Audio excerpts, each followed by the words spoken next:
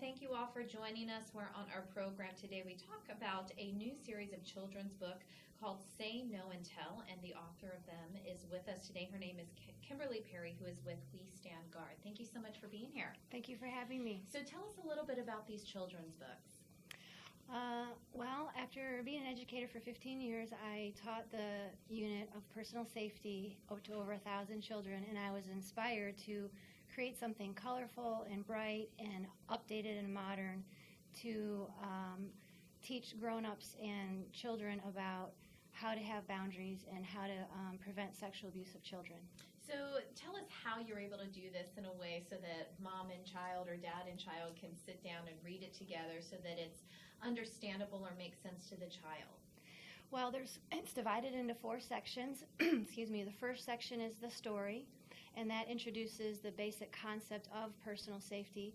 My body belongs to me, and being able to recognize questionable encounters, and knowing that the basics of your private parts are covered by the bathing suit. And there's a jingle that I say, remember to say no, get away if you can, tell and keep telling until it stops, take a stand.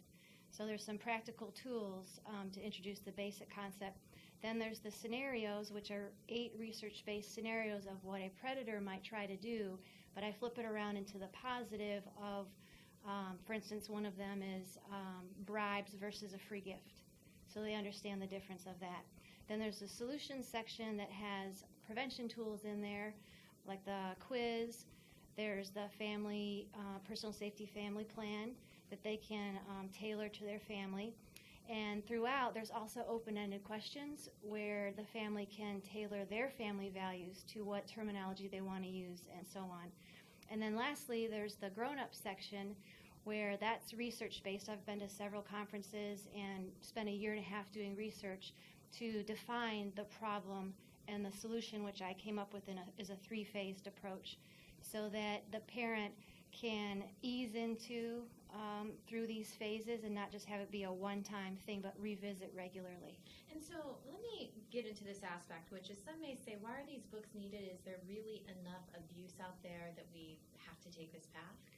Yes, there is.